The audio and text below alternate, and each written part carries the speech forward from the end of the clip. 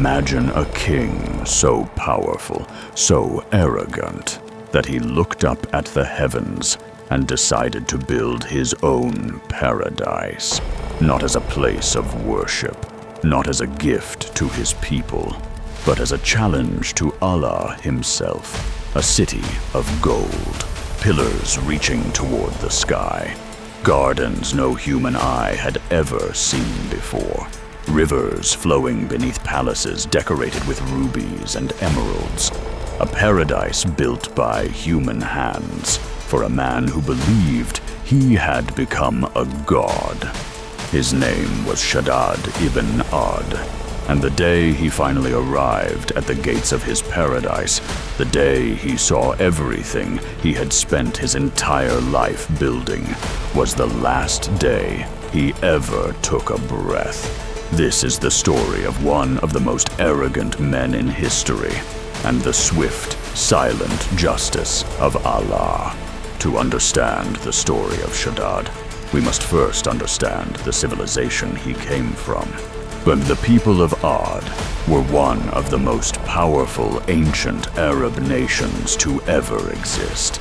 As Allah mentions in the noble Quran in Surah Al-Fajr, verses 6 to 8, they were a people of incredible physical strength who built massive, towering structures. They were described as a people the like of whom had never been created in the lands. They possessed enormous wealth, powerful armies, advanced engineering, and influence that stretched across large parts of the ancient world. But with great power came great arrogance. The people of Aad turned away from the message of their prophet, Hazrat Hud, A.S., and rejected the worship of the one true God. They proudly boasted about their strength. As recorded in the Quran, in Surah Fussilat, verse 15, they said, "Who is stronger than us?" Allah's answer was devastating. So the first nation of Aad was destroyed by a violent, roaring wind, a punishment that lasted 7 nights and 8 days, as described in Surah Al-Qahhar, verses 6 and 7. That storm left nothing standing, but the story did not end there. From the ruins of that destroyed nation came a new generation, and from that generation rose the most ambitious and arrogant ruler in their history, Shaddad ibn Aad. Shaddad inherited control over large parts of the known world. Historical narrations referenced in classical works, such as Tarikh al-Tabari, describe him as a powerful king who ruled vast territories and commanded enormous armies. He was a man used to getting whatever he wanted. One day, his scholars and advisors read to him descriptions of Jannah, paradise from ancient scriptures. They described rivers of milk and honey, palaces made of gold and silver, gardens where leaves never wither and beauty never fades, a place of eternal peace promised by the Creator to those who believe. Shaddad listened carefully. Then he smiled. He did not believe in the afterlife. He did not believe in Allah. He did not believe he would ever be held accountable. But he wanted paradise, right here, right now, on this earth. A paradise built by his own hands. A paradise that would prove to the entire world, and perhaps even to the heavens themselves, that no power was greater than his. So he turned to his architects and engineers and gave them a single command: build me paradise. The construction of Iram. What followed became one of the most extraordinary construction projects in ancient history.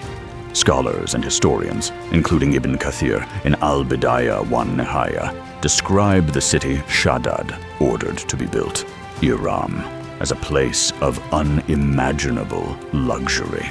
Its pillars were said to be unlike anything ever constructed on Earth. Its foundations were built using bricks of gold and silver. Its walls and floors were decorated with rubies, emeralds, and pearls. Artificial rivers flowed through vast gardens. Trees made of gold and silver lined the pathways, and the gates of the city were crafted from the finest materials known in the ancient world. For 300 years, according to classical narrations mentioned in historical works like Tariq al-Tabari, tens of thousands of workers and craftsmen labored to build this city. Resources from across Shaddad's empire poured into this single project.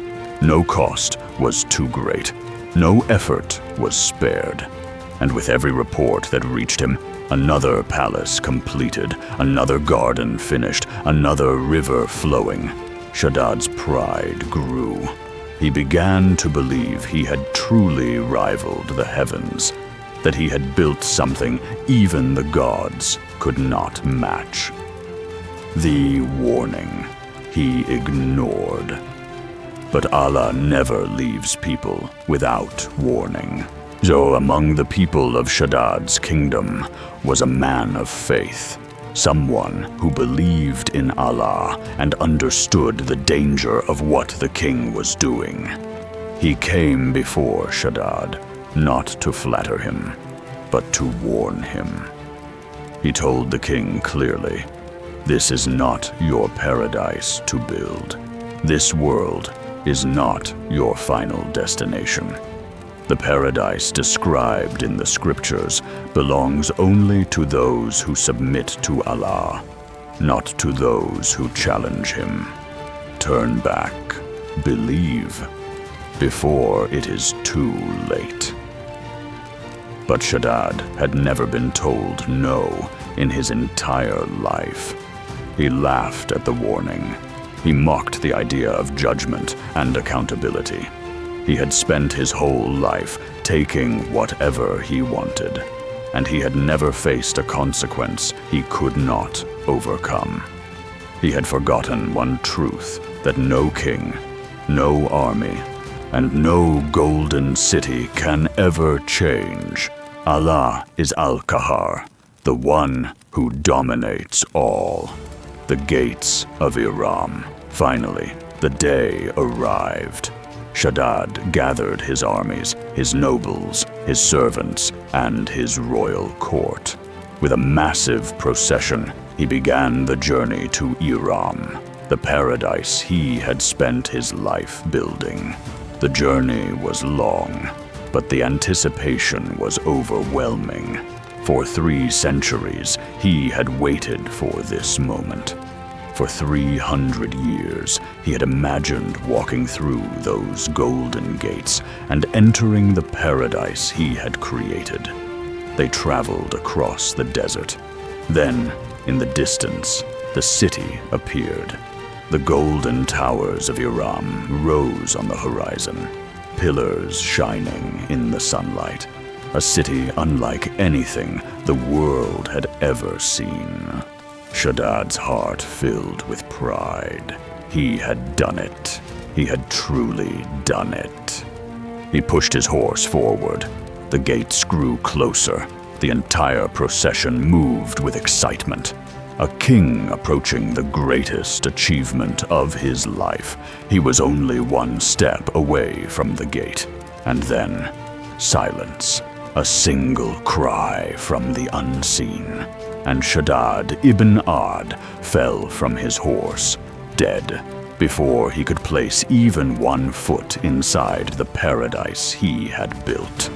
Classical narrations recorded in the works of Ibn Kathir mention that a single divine cry, a sayha from Allah, struck Shaddad and his entire procession. Not one of them survived. Not the king, not the army, not the nobles, not a single soul. The city of Iram remained standing, silent, untouched, empty. a paradise built for a man who never entered it. Conclusion and moral lesson. Allah refers to this story in the Quran in Surah Al-Fajr, verses 6 to 14. As one of the most powerful reminders of what happens to those who cross all limits in arrogance. The passage ends with a powerful statement. Indeed, your Lord is ever watchful. He is always watching. The story of Shaddad is not just about one ancient king. It is a reflection of something that exists in every human heart. The desire to be completely self-sufficient. The desire to control everything. The arrogance that says, I have enough. I built this myself. I don't need God. Shaddad had everything. Gold, power, an army, a city more magnificent than anything the world had seen. Yet he had nothing, because he lacked the one thing that gives life true meaning: submission to the Creator. The Islamic historical narrations suggest that the city of Iram was later hidden from humanity, buried beneath the desert as a sign and a lesson. A reminder of what happens when human arrogance challenges divine authority. Think about that image for a moment. A perfect paradise, complete, magnificent, but completely empty. No footsteps, no voices, no life, because the man who built it never made it through the gate. Shaddad wanted to be remembered as the man who built paradise on earth. Instead, he became the man who proved a timeless truth. Only Allah grants entry to paradise, and only on His terms.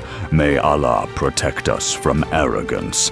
May He protect us from the illusion of self-sufficiency. And may He make us among those who enter the true Jannah, the one prepared by the Most Merciful for those who humble themselves before Him. Ameen.